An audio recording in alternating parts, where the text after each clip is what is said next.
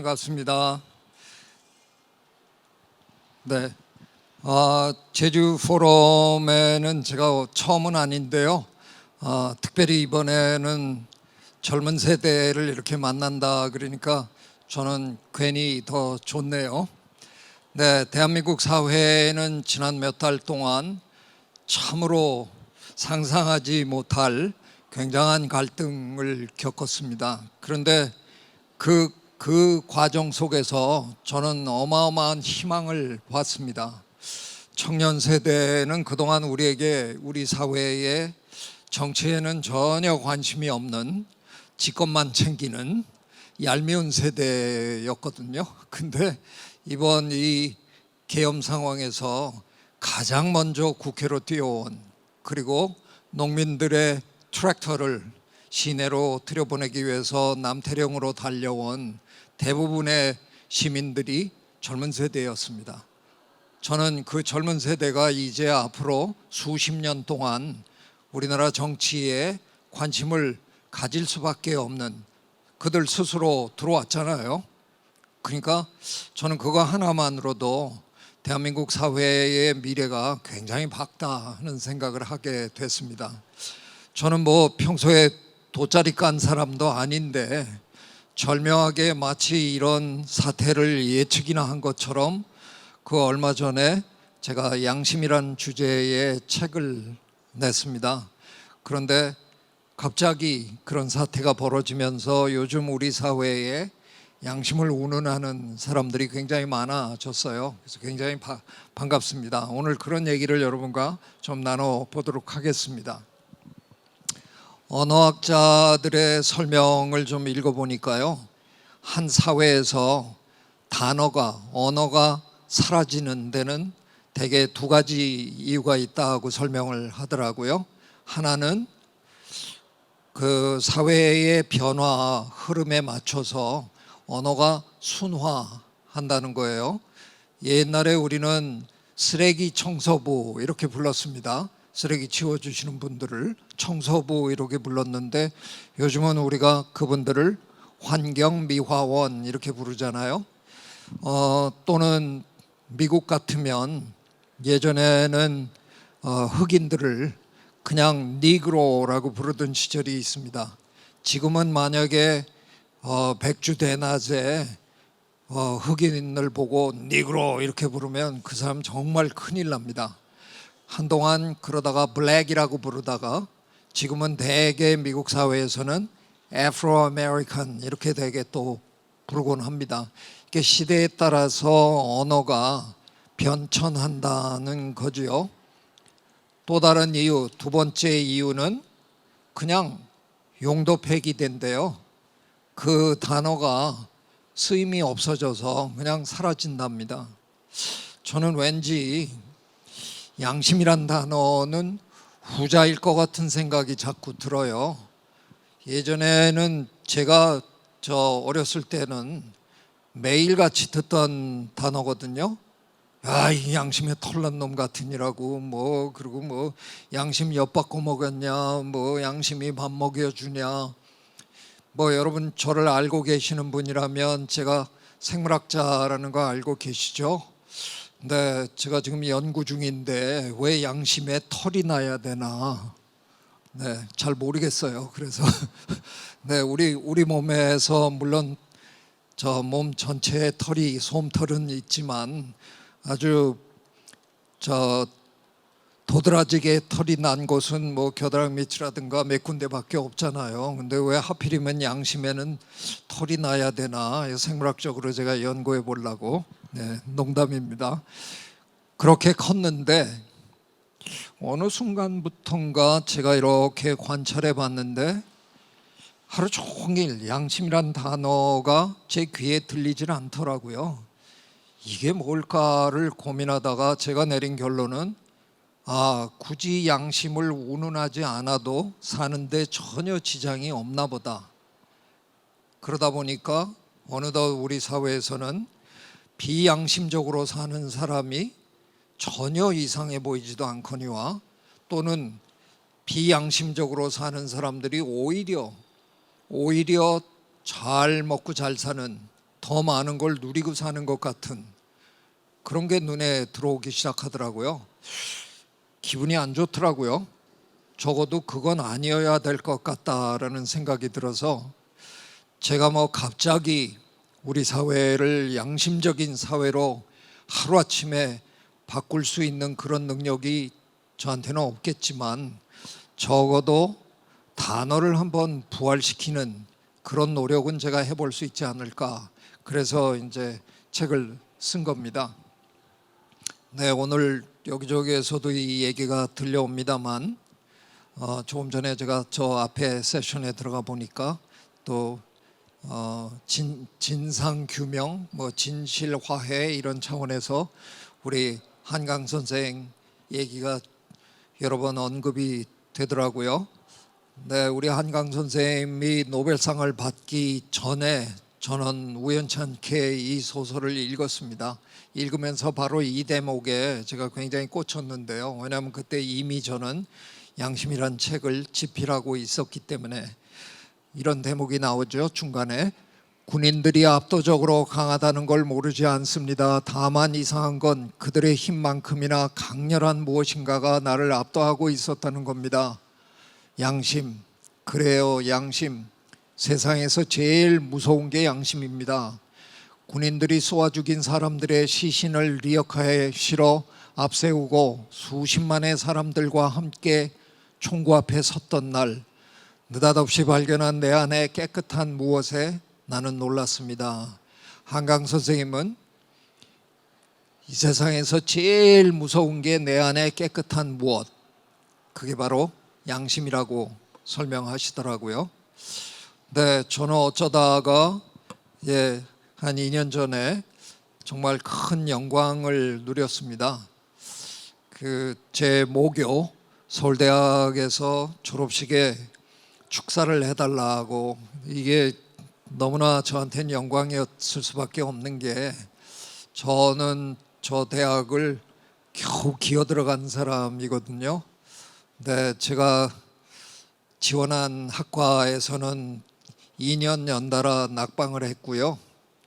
그 당시에 얄궂은 제도가 있었거든요. 제2지망 제도라는 게 있어서 한 번 더 기회를 줍니다. 총점에서 제 기억으로 15점을 감점 받고도 또 한 번 당락을 검토받을 수 있게.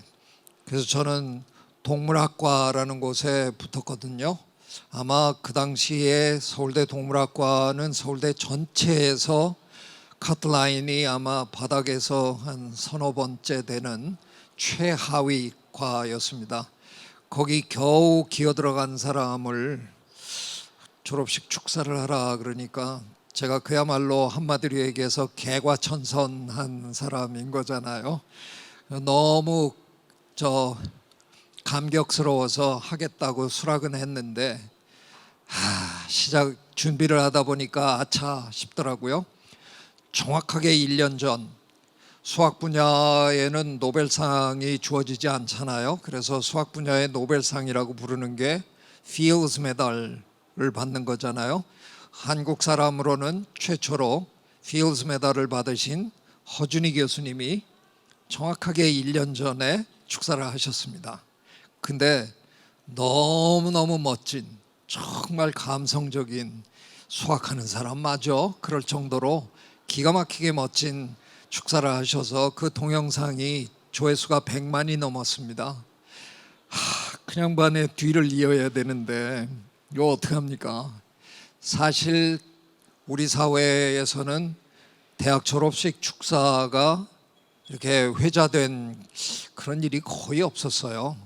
근데 제가 미국에 15년을 살았는데 미국 사회에서는 명문대의 졸업식 축사는 정말 빅딜입니다. 유명한 분이 오셔가지고 정말 멋있는 얘기를 하고 그게 뭐 미국 사회 전체에 어마어마한 영향을 끼치고 그럽니다. 네, 다 스티브 잡스가 스탠포드 축사한 거는 다들 아시잖아요. Stay hungry 그러고 가셨잖아요. 그 양반이 계속 배고프라. 그게 무슨 말도 안 되는 주문인지 모르지만 그런 걸 저도 보고 지냈기 때문에 한번 그런 식으로 준비를 좀 멋있게 해보고 싶었어요. 근데 그냥 시간이 다가오는데 우리나라 사람들, 우리 문화에서는 이런 점잖은 자리에서는 처음부터 끝까지 그냥 점잖아야 되지만, 제가 관찰한 미국 사회에서의 이런 강연이나 연설은 웃겨야 돼요. 그냥 처음부터 끝까지 심각하면 사람들이 전혀 안 좋아합니다. 아무리 심각한 자리라도 가끔가다 한 번씩 좌중을 웃겨줘야. 그래서 이 유머가 굉장히 중요하거든요. 그래서 준비를 했어요. 유머도 좀 섞어가지고 뭐 이렇게 해보려고. 안 되더라고요. 허준희 교수님만 자꾸 머릿속에 떠오르고. 그래서 그냥 포기했어요. 한 1, 2주 남겨놓고는 난 그냥 재미없게 가야 되겠다. 그래서 양심이란 주제를 택했습니다. 근데 여전히 허준희 교수님의 그 영향이 저를 압도하는 바람에 저는 양심의 수학 공식을 제가 하나 만들어냈습니다. 공평 플러스 양심 이퀄 공정이다, 이런 얘기를 제가 했습니다. 인터넷에 많이 떠 있는 그림이거든요. 야구 경기를 지금 세 사람이 담장 밖에서 이렇게 구경을 지금 하고 있는데, 제일 큰 사람이나 뭐 키가 작은 사람이나 상관없이 똑같은 크기의 박스를 주면 우리는 그런 걸 보고 공평하게 했다고 얘기하잖아요. 똑같이 줬으니까. 그런데 저렇게 주고 나면 가장 키 큰 사람은 뭐 박스가 있으나 없으나 다 볼 수 있는 거고요. 중간 사람은 아무 상관도 없는데 키가 작은 저 꼬마는 여전히 못 봅니다. 근데 왠지 우리 사회에서는 너무나 자주 이 정도 해놓고도 공정하다고 자꾸 우깁니다. 특히 우리가 탄핵시킨 대통령님 정부가 공정과 상식의 정부라고 그랬는데 별로 공정하지 않았잖아요. 제 생각에 진짜 공정하려면 결과가 따뜻해야 된다고 저는 생각합니다. 그래서 제일 키 큰 사람이 자기는 저게 필요도 없으니까 박스가 양보를 해준다 그러면 제일 키 작은 꼬마도 같이 경기를 볼 수 있게 되는 거죠. 그래서 제 생각에는 이 수학 공식은 공평이 그저 그런 공평으로 끝나지 말고 양심을 만나면 따뜻하고 고결한 공정이 될 수 있을 거다, 그런 얘기를 제가 제 후배들에게 한 겁니다. 뭐 그냥 잡혀갈지도 모른다 걱정은 했지만 그냥 대놓고 한번 질러댔습니다.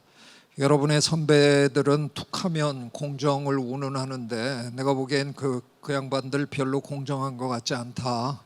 그런데 여러분이 이 다음에 사회에 나가면 정말 따뜻하고 고결한 공정을 실천해 달라, 뭐 그런 얘기를 제가 했습니다. 근데 제법 되게 재미없는 얘기를 그냥 한참 쏟아냈는데도 제 동영상도 제법 100만은 안 되지만 그래도 상당히 많이 알려졌습니다. 그래서 저는 뿌듯했고요.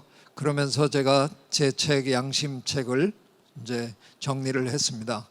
한강 선생님은 양심을 내 안에 깨끗한 무엇, 이렇게 문학적으로 표현하셨는데, 저는 졸업식 축사에서 이상하게 불어도 이상하게 잘 꺼지지 않는 내 마음속에 작은 촛불이 하나 있다. 그래서 저는 제 후배들에게 오늘 여러분에게 작은 양심의 촛불을 나눠주려고 오늘 왔노라, 이런 얘기를 했습니다. 더 노골적으로도 표현을 한번 해봤습니다. 그놈의 얼어 죽을 양심, 이렇게 제가 표현을 했습니다. 양심만 없으면 좀 편하게 아무 짓이나 좀 하고 살면 좋을 것 같은데, 이놈의 마음속에 그 뭔지 하여간 안 꺼지는, 가까이 가면 약간 뜨겁기도 한 그놈의 작은 촛불 때문에 힘들더라 하는 그런 얘기를 제가 좀 드렸습니다. 제가 공부를 좀 해보니까 동서양의 양심이 좀 다르더라고요. 동양, 우리는 양심을 한자로 어질양 마음심 이렇게 씁니다. 저 어질다라는 단어를 여러분이 한번 사전에서 뜻풀이를 한번 들여다보면요, 와, 세상에 좋은 건 다 있어요. 저기 사물의 가치를 변별하고 뭐 자기의 행위에 대해 옳고 그름을 판단하고 마음이 넓고 뭐 너그럽고 온갖 좋은 얘기는 저기 다 들어 있습니다. 그러니까 무슨 얘기냐, 어진 마음이라는 건 아마도 우리 인간이 가질 수 있는 최고 수준의 그런 마음, 그런 심성, 그런 걸 얘기하는 것 같아요. 그러니까 아마 동양에서는 양심이 정말 고결하고 최고인 그런 걸 이제 얘기하는 것 같아요. 제가 미국에서 살면서 미국 사람들이 양심을 얘기하는 걸 이제 한 십몇 년 관찰해 봤는데요. 영어로는 우리가 양심을 conscience라고 하잖아요. 근데 con은 함께라는, 가치라는 뜻이고요. chance는 con에 붙여서 발음할 때는 chance라 그러지만 따로 떼놓으면 저게 무슨 단어예요? science잖아요. 우리가 science라고 발음하는 그 단어잖아요. 과학, 탐구, 지식 뭐 이런 뜻이죠. 근데 그게 그냥 지식이 아니라 함께 공유하는 지식이라는 뜻입니다. 그러니까 누구나 다 가지고 있는, 누구나 다 알고 있는, 누구나 다 함께 지켜야 마땅한 그런 수준의 지식을 얘기하는 거죠. 그래서 제가 관찰한 제 미국 동료들이 양심을 운운할 때 보면 법적인 양심을 많이 얘기하는 것 같이 보였어요. 적어도 우리 사회가 함께 지키기로 한 최저 수준의 어떤 규율, 이것만큼은 지키고 살자. 그래서 제가 관찰한 제 미국 동료들은 법을 잘 준수하더라고요. 그래서 우리보다 먼저 발달한 서양의 많은 나라들이 법치국가다, 우리가 그렇게 인정을 하잖아요. 그런데 어떻게 보면 동양의 양심이 제가 관찰한 서양의 양심 기준보다 훨씬 높은 것 같은데, 현실에서는 우리는 법도 잘 안 지켰잖아요, 그동안. 여러분은 뭐 너무 젊으셔서 기억을 못 하시는 분도 많겠지만 1996년에 MBC에서 양심 냉장고라는 프로그램이 있었습니다. 저는 그 무렵에 미국에서 교수를 하다가 서울대학교 교수로 돌아왔는데 TV를 이렇게 틀었는데 무슨 양심 냉장고 그래요. 그래서 저는 그때 우리 LG 삼성이 냉장고를 양심 없이 만드나 보다, 사갖고 그냥 꽂으면 펑 터지고 뭐 그런 걸 고발하는 프로그램인 줄 알았어요. 근데 뭐 냉장고는 안 나오고 자동차가 정지선을 지키냐 마냐 뭐 그런 걸 보여주더라고요. 새벽 4시가 될 때까지도 개그맨 이경규 씨가 MC였는데 아무도 정지선을 지키지 않더라고요. 그래서 거의 포기하는 순간, 이제 그만합시다 그러는 새벽 4시 무렵에 예전에 우리나라에 작은 차의 대명사 티코라는 작은 차가 있었죠. 파란색 티코가 한 대에 오더니 정지선에 딱 맞춰서 쓰는 거예요. 이경규 씨가 막 너무 반가워서 달려나가서 정지선을 어떻게 지키셨어요? 그런데 그 운전석에 앉아 있는 분이 말이 굉장히 어눌하더라고요. 내가 늘 지켜요 뭐 이렇게 얘기를 해요. 순간 음주운전자인가 그렇게 고민을 했다 그러더라고요. 그 생방송에서 마치 음주운전자를 고발하는 것처럼 될까봐. 근데 알고 보니까 그분이 장애인이셨어요. 그런데 그 장애인이 유일하게 그 프로그램에서 유일하게 정지선을 지킨 분이 된 거죠. 그 무렵에 우리나라는 교통사고로 사망하는 사람의 숫자가 13,000명, 1년에 13,000명이나 되던 시절입니다. 지금은 우리 굉장히 많이 낮아졌고, 여러분 혹시 길에서 정지선 안 지키는 차 요즘은 거의 못 보시죠? 옛날엔 빨간불인데도 정지선은커녕 사람들 건너다니는 거기에 그냥 사람들이 건너고 있는데도 슬금슬금 밀고 나왔었어요. 그 당시에는 그런 프로그램이 있을 정도로 양심이 우리 사회에서 사라진 어떤 덕목이 됐던 것 같아요.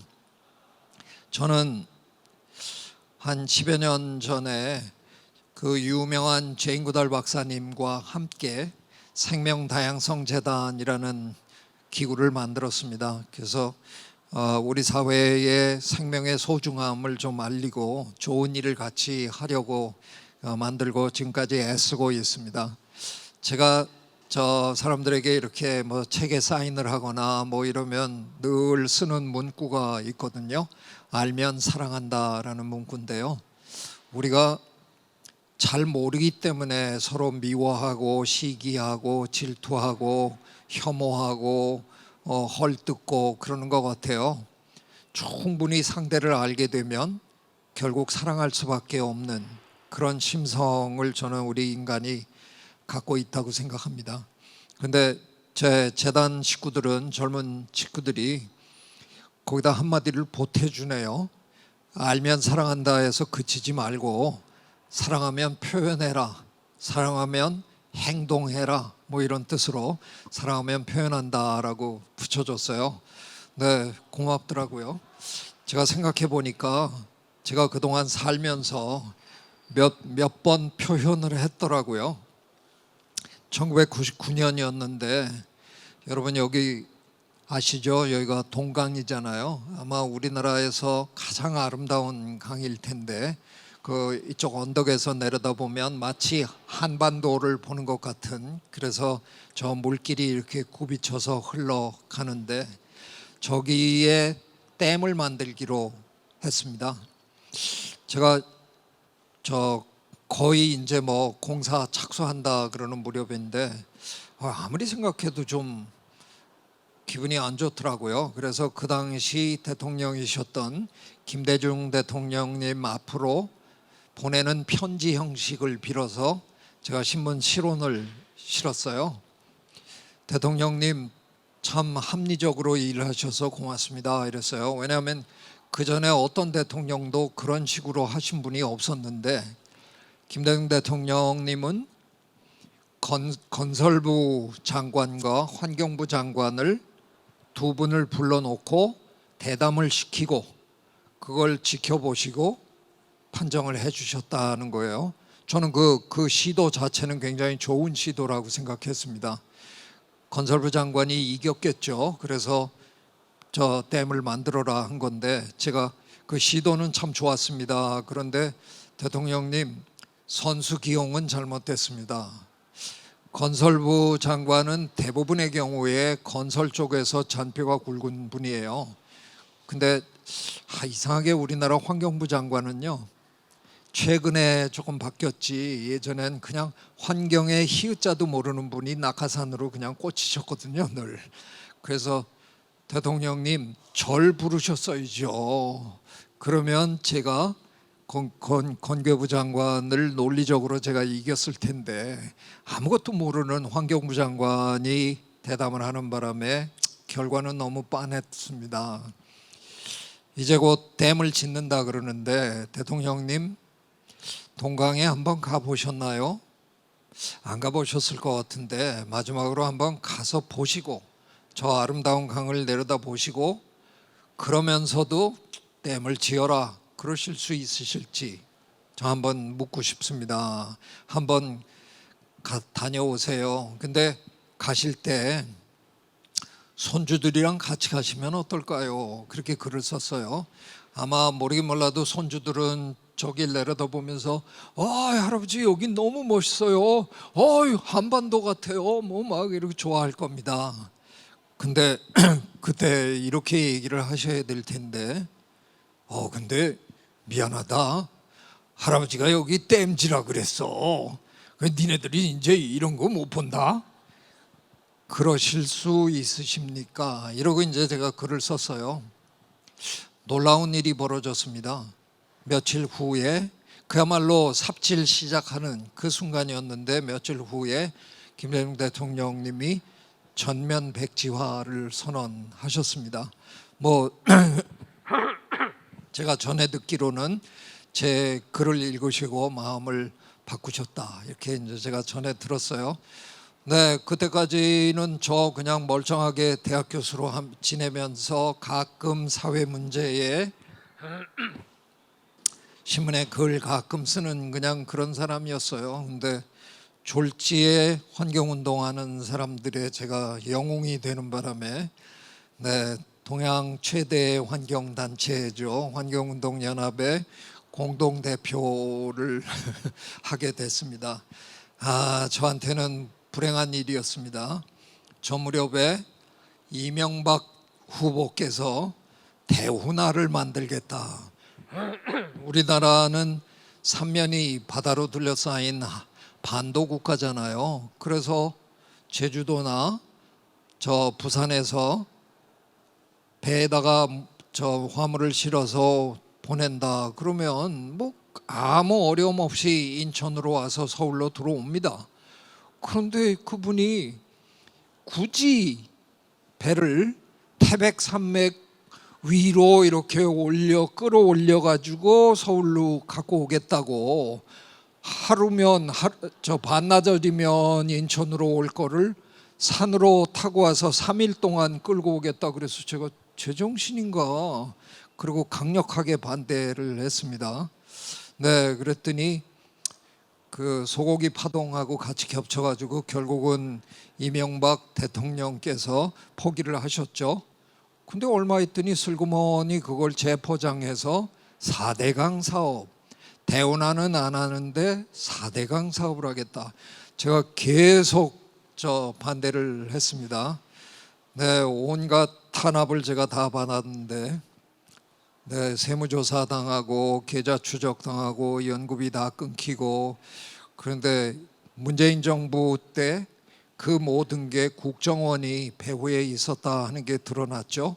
저는 이 뉴스 못 봤는데 나중에 누가 알려줘서 봤습니다. 2021년 3월 11일 KBS 뉴스였다 그러더라고요. 유력 환경단체 인사였던 최재천 이화여대 교수의 경우 출입국 기록까지 들여다봤다. 네, 하여간 뭐 확실하게 제가 탄압을 받은 것 같네요. 그런가 하면 저는 어쩌다가 대한민국 남성으로는 최초로 올해의 여성운동상이라는 걸 제가 받았습니다. 왜 그런 것까지 받았을까?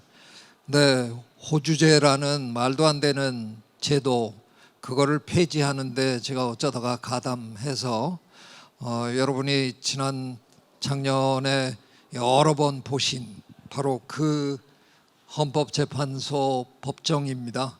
대통령 탄핵되던 그 법정에 제가 2003년에 저기 출두를 해서 호주제가 왜 참 불합리한 제도인가 하는 거를 동물행동학자의 입장에서 다른 사회적 동물 뭐 개미라든가 하이에나라든가 사자라든가 뭐 이런 동물들에서는 호주제도라는 게 없다.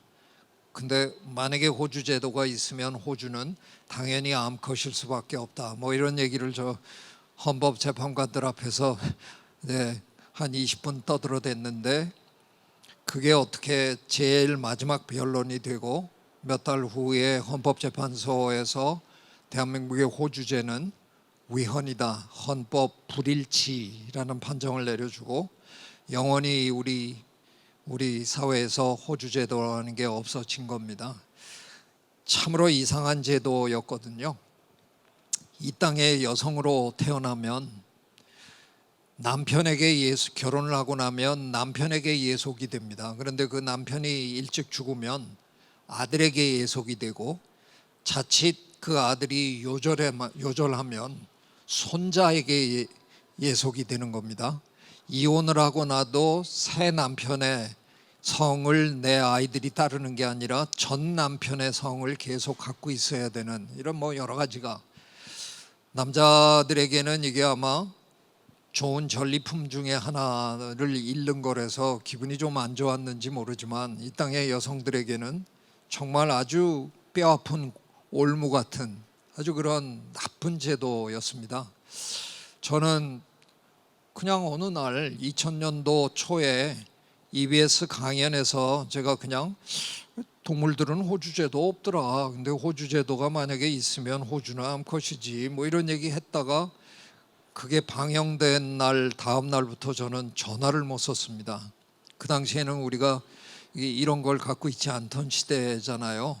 그 테이블 위에 있는 전화를 써야 되는데, 제 연구실의 전화는 뭐 그냥 내려놓으면 울리고 받으면 쌍욕하고 뭐 이랬어요. 그래서 늘 전화 코드를 뽑고 살았는데, 한 1년을 전화 테러를 당했는데, 네, 이 여성계와 유림이 그냥 평행선을 긋고 계속 논쟁만 하고 있는 상황에서 과학자의 객관적인 평가가 주어지면 어쩌면 이걸 끝낼 수 있을 것 같다는 제안을 받아서, 제가 이제 처음에는 하기 싫었어요. 나 벌써 1년을 고생했는데 나 또 나서면 또 고생하는데. 네, 그 무렵에 저는 뭐 지금 여기 여성들이 계셔서 좀 얘기하기 민망한데, 유림 쪽에 갓 쓰신 어른이 어느 모임에서 저쪽에서 그냥 걸어오시더라고요. 저는 뭐 그러려니 했는데 가까이 오시더니 네, 제 중요 부위를 그냥 콱 쥐시더라고요. 그러더니 달렸네, 근데 왜 암탉들 앞에서 아양 떨고 그래? 그러고 그냥 가시는 거예요. 엉겁결에 그냥 당해가지고 너무 억울했는데, 또 그런 걸 겪으려니 참 너무 싫은데, 가끔 가다가 어쩌다가 타이밍을 못 맞춰서 여성들의 전화를 몇 번 받았습니다.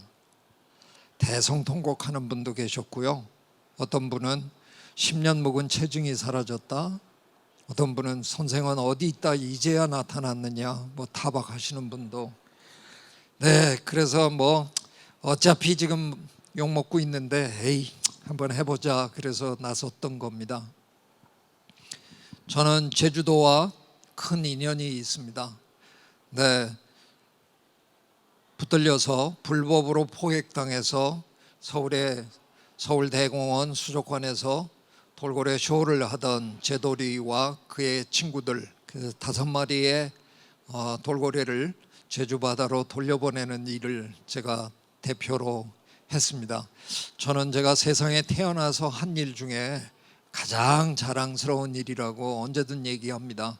돌고래는 정말 영험한 동물이거든요. 그 동물에게 자유를 제가 되찾아줬다 하는 걸, 제가 몇 번을 새로 태어나도 그런 일을 어떻게 또 할 수 있겠습니까? 정말 영광스러운 일이었고요. 제주에 올 때마다 돌고래를 볼 때마다 정말 가슴 뿌듯합니다. 네, 근데 이것도 쉽지는 않았습니다. 처음에 시작할 때 위원장으로 호선이 됐는데 설문조사를 해봤는데, 저는 세상 사람들이 다 저처럼 생각할 줄 알았거든요. 저 불쌍한 동물을 자연으로 돌려보낸다 그러는데 그걸 왜 반대를 할까? 근데 반대가 더 많이 나오더라고요. 반대하는 이유를 또 사람들이 적어냈는데 정말 가관이었어요. 네, 저게 뭐 벌써 한 10년도 전이니까, 그때는 아직 우리 대한민국 사회가 복지를 별로 얘기하지 않던 시절입니다. 근데 서울시가 8억이라는 돈을 예산으로 책정해 줬다라는 걸 가지고, 인간 복지할 돈도 없는데 저놈들이 동물 복지에 저렇게 많은 돈을 쓰다니, 그리고 그냥 뭐 원색적인 비난을 하고요. 아니, 안전한 곳에 잘 보호받고 있는 아이를 왜 한 대로 내보내가지고 걔가 다치거나 죽으면 책임지겠느냐. 그래서 저는 뭐 제가 어느 기자회견 때 책임지겠다 그랬어요. 근데 제가 어떻게 책임져야 되는지 감도 안 드는데 좋다 책임지겠다 제가 했고요. 세 번째가 제일 가관이었는데, 왜 돌고래만 내보내냐, 침팬지도 풀어줘라, 코끼리도 내버려. 참 미치겠더라고요. 그런 비난을 무릅쓰고 저희가 한 1년 반 정도 정말 과학적으로 잘 준비해서 내보냈고, 그 아이들이 지금 제주 바다에서 행복하게 잘 살고 있습니다. 제가 왜 이랬을까요? 저 비겁한 사람입니다. 인정합니다. 제가 미국에서 제 아내를 만나서 결혼을 하고 난 다음에 제일 제 아내한테 많이 들었던 얘기가, 당신은 왜 이렇게 비겁하냐, 사람이. 그냥 인정해. 잘못했다고 한마디만 하면 되는데 왜 그걸 안 하고. 저 죽어도 안 하거든요.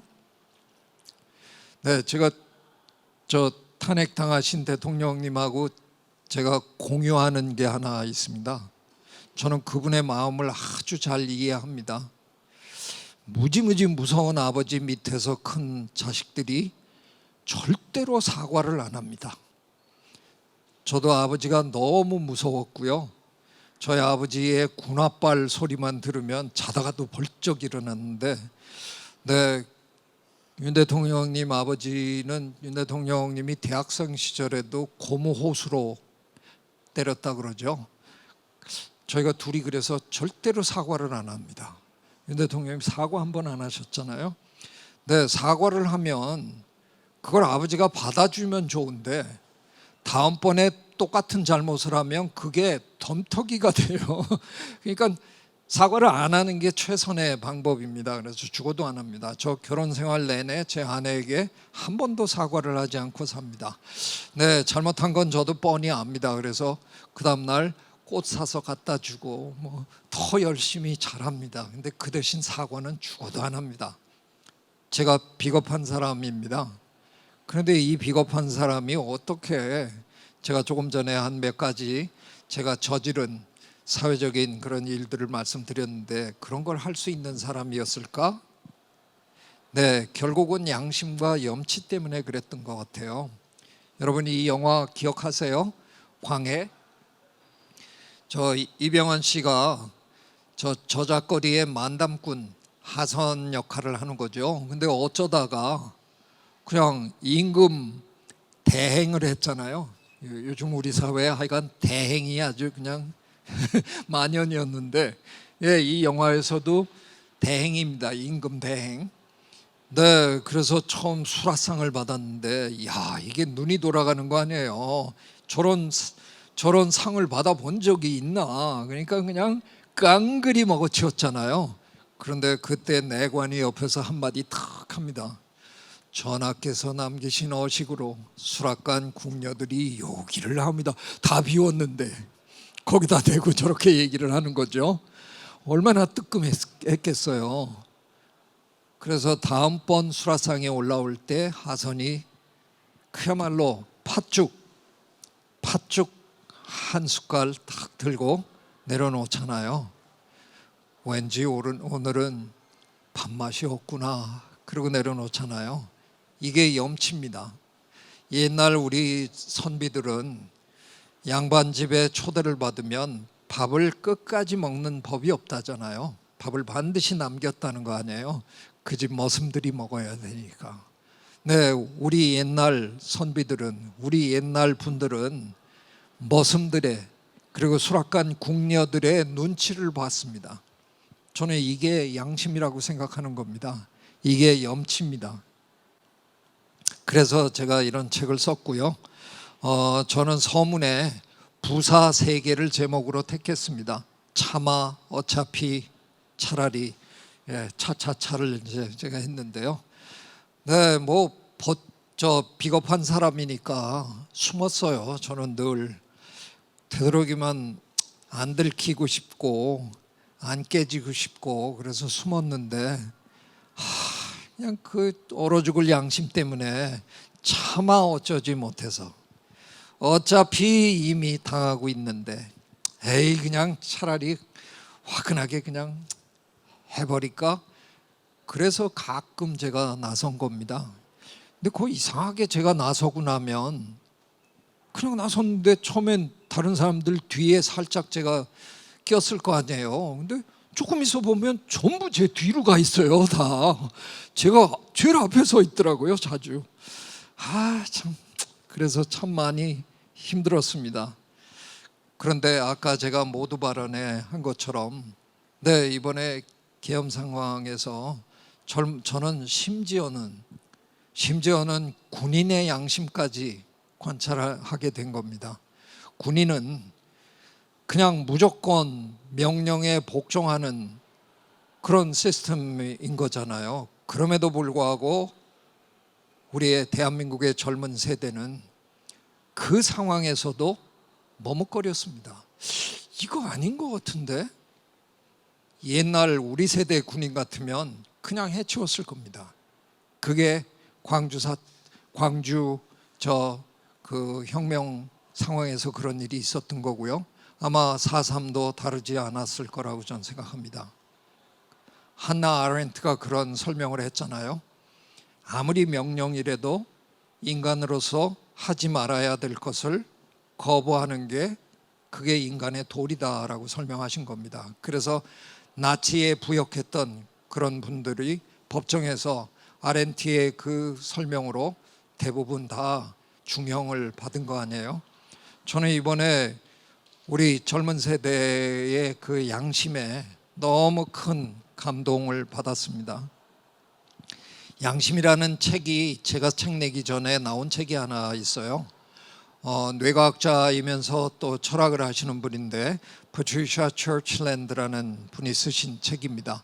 뇌과학적으로 양심을 분석해 본 책인데요. 참 좋은 책인데 이상하게 별로 화제가 안 됐어요. 이분의 그 분석에 의하면 양심이 그냥 하느님이 우리에게 선물로 주신 심성이 아니고 뇌 신경세포들의 작용으로 일어나는 진화한 그런 현상이라는 겁니다. 자, 그 얘기는 뭘까? 우리만 양심을 갖고 있는 게 아닐 수도 있다는 겁니다. 이게 진화한 것이라면. 제가 번역한 책인데요. 프란스 월이라는 분은 제인 그달 박사님이 야생에서 침팬지를 연구했다 그러면 이분은 동물원이나 실내에서 연구를 하신 분이거든요. 그래서 어떻게 보면 구달 박사님보다 더 세심하게 침팬지의 심리를 들여다본 그런 분인데 공감의 시대라는 책을 제가 번역하면서 큰 배움을 얻었어요. 이분의 주장은 이런 겁니다. 해파리의 양심, 초파리의 양심, 지렁이의 양심 이런 거 못 들어봤지 않냐. 양심은 어쩌면 우리 포유류가 공유하고 있는 심성일 거다라고 설명합니다. 우리가 실험실에서 실험할 때 쓰는 생쥐, 흰쥐라고 그러거든요.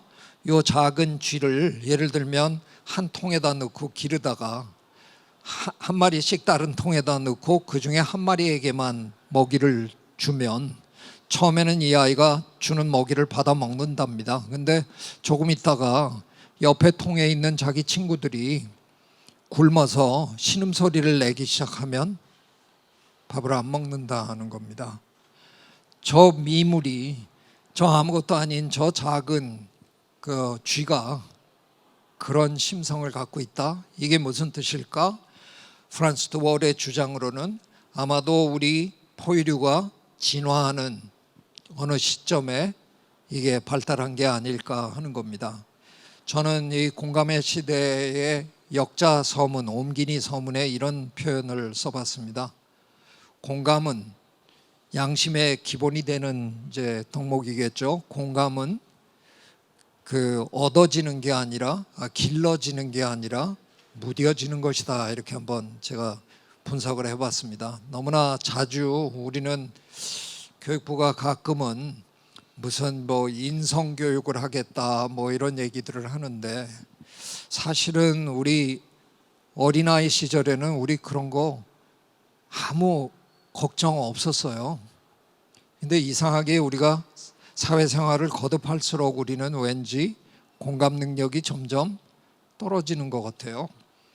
제가 국립생태원장을 하던 시절에 충청남도 서천에서 어느 날 참 뼈아픈 목격을 한 적이 있습니다. 저 음식점을 찾느라고 두리번거리고 있는데 어떤 저 아주머니가 제 앞을 확 가로질러 가더라고요. 그래서 왜 그래? 그리고 이렇게 쳐다보고 있는데 초등학교 교문으로 막 달려가시더라고요. 따님이 저 어떤 아이의 손을 같이 잡고 이러고 내려오는데 막 달려가더니 그 잡고 있는 손을 뿌리치더니 물티슈를 꺼내서 딸의 손을 닦아주더라고요. 딸과 손을 같이 잡고 내려오던 그 아이는 다문화 가정의 아이였어요. 약간 피부 색깔이 조금 가무잡잡했는데 동남아시아 어디에서 오신 어머니가 낳은 딸인 것 같아요. 정말 너무나 가슴이 아프더라고요. 그 손을 닦임 당하고 있는 딸은 영문도 모르고 하고 있고 그 친구는 더 난감한 표정으로 그 장면을 바라보고 있는 겁니다. 아이들은 아무 문제가 없잖아요. 너무 친하고 피부색이 무슨 상관이 있습니까? 그런데 그 어머니는 그렇게 하고 있는 거죠. 저도 이런 짓 합니다. TV를 틀다가 어느 날 보면 여러분이 하루에 커피 한 잔만 덜 마셔도 아프리카의 이 아이들이 예방접종을 할 수 있고 뭐 이런 거 나오잖아요. 저 그냥 빨리 돌려요. 안 보고 싶어요.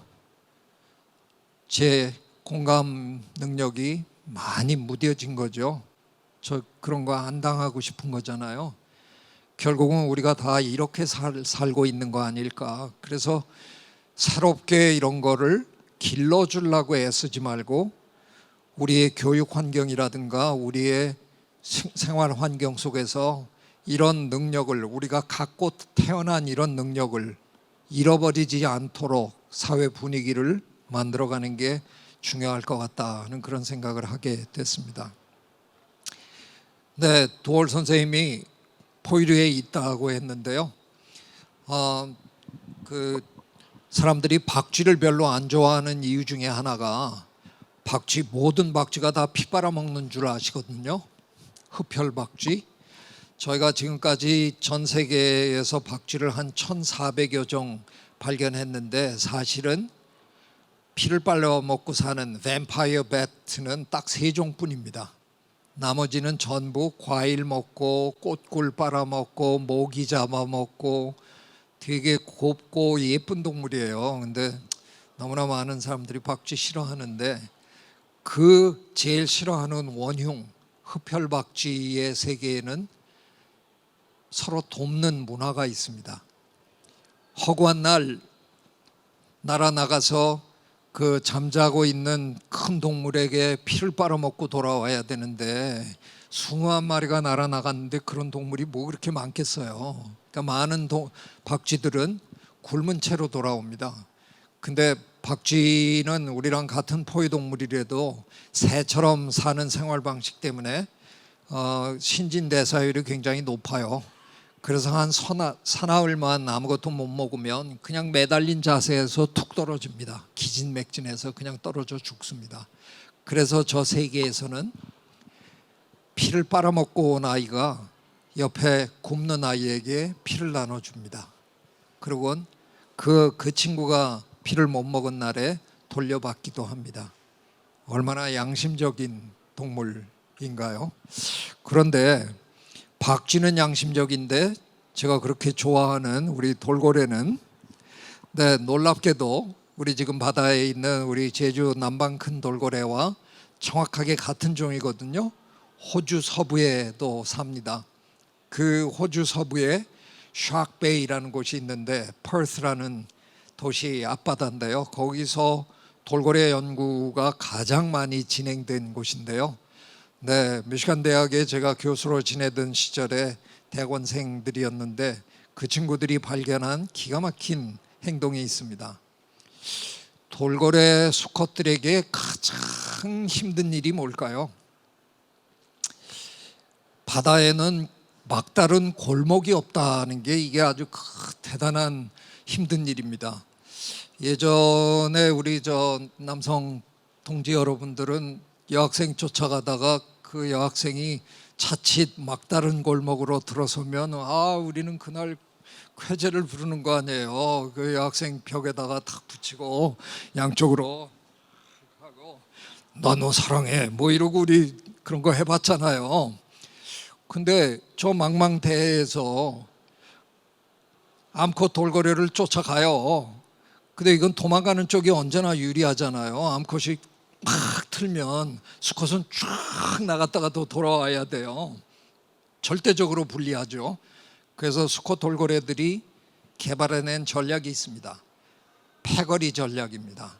2마리가 아니면 3마리가 한 마리의 암컷을 같이 쫓아가는 겁니다. 그 양쪽에서 포위하고 쫓아가니까 암컷이 틀라 그러면 탁 맞고 그렇게 한 2-3시간을 줄기차게 쫓아가면 암컷이 포기합니다. 알았다, 지쳤다. 그러면 그 2마리 아니면 3마리의 수컷들 중에 한 마리가 짝짓기를 하고 나머지는 망을 보고 그 다음에 또 다른 암컷을 암컷이 수락하면 아까 망을 봐준 놈이 짝짓기를 하고 이러는 겁니다. 그런데 그 친구들이 발견한 기가 막힌 게 뭐냐? 그 나라에 양심에 털난 놈이 있더라는 거예요. 짝짓기 할 때가 되면 항상 빨리 나서 내가 먼저 하면 안 되니? 너 이번에 먼저 하고 내가 막 몰게. 근데 요놈이 짝짓기만 하고 튀는 겁니다. 자기는 안 도와주고 튀는 거예요. 그리고 다른 팀에 또 끼어가지고 도와주고 내가 먼저 하면 안 될까? 그리고 짝짓기 하고 또 튀고. 근데 정말 놀라운 건 뭐냐? 그런 짓을 여러 번 하다 보면 사회적 평판이 나빠져서 그 다음에 그 녀석이 도와주겠다고 끼면 팀에는 넣어주는데 짝짓기 하는 순간이 오면 다른 수컷들이 야 임마 네가 뭘 그리고 다 밀어낸다는 겁니다. 네, 양심적이지 않은 놈들은 돌고래 사회에서도 배척받는 겁니다. 하물며 우리 인간 사회에서 왜 비양심적인 사람들을 우리가 관용을 베풀면서 살아야 되나요? 저는 매정하게도 그런 분들은 용서받으면 안 된다고 생각합니다. 제가 평생 다윈을 연구한 진화학자인데요. 제 주제에 감히 다윈 선생님한테 던빈 적이 있습니다. 다윈 지능이란 책에서 제가 다윈 선생님 좀 잘못하신 것 같아요. 우리 인간은 너무 자연을 너무 험악하게 다들 이해하십니다. 눈에는 눈, 이에는 이, 너 죽고 나 살자, 약육강식, 그 이유 중에 하나는 어쩌면 다윈 선생님이 우리에게 지나칠 정도로 생존 투쟁을 강조하셔서 우리는 왠지 자연은 이런 곳이라고만 생각을 하는 것 같다는 제 판단입니다. 사실은 자연을 세심하게 들여다보면 지난 20-30년 동안 저희들이 보다 세심하게 관찰을 했더니 자연은 그런 곳이 아니더라고요. 자연은 기본적으로 서로 돕는 곳이에요. 자연계에서 가장 위대한 성공 사례가 뭐냐라고 물으면 생물학자 중에 10명 중에 9명은 이걸 예로 듭니다. 꽃가루를 옮겨주고 그 대신 꿀을 받는 이 관계, 이게 왜 제일 위대한 성공 사례냐? 자연계에서 무게로 가장 성공한 생물 집단 고래, 코끼리 이렇게 대답하시면 지극히 동물스러운 분이십니다. 지가 동물이라서 동물 생각밖에 못해요. 지구라는 행성은 식물의 행성입니다. 식물 전체의 무게가 동물 전체의 무게하고 비교도 안 됩니다. 식물이 무게로 가장 성공했는데 숫자로 가장 성공한 곤충과 손을 잡은 겁니다. 서로 물고 뜯은 게 아니라. 네, 엄연히 자연에서 가장 중요한 전략은 손 잡는 겁니다. 그래서 저는 이런 책들을 그동안 쓰고 살았습니다. 어떤 의미에서는 제가 요즘 우리 사회의 번역서 중에 여러분 보나마나 읽어봤을 책 다정한 것이 살아남는다, 휴먼 카인드, 우정의 과학, 그런. 네, 제가 그 책들보다 적어도 5년은 먼저 이런 책을 썼는데 제 책은 안 팔리고 그런 책들은 무지하게 괜히 그런 책들 제가 추천사까지 써줘가지고 말이에요. 참 억울한데 저는 기본적으로 자연이 따뜻한 곳이라고 생각하는 생물학자들 중에 하나입니다. 세심하게 들여다보면 살아남기 위해서, 경쟁에서 이기기 위해서 손을 잡는 겁니다.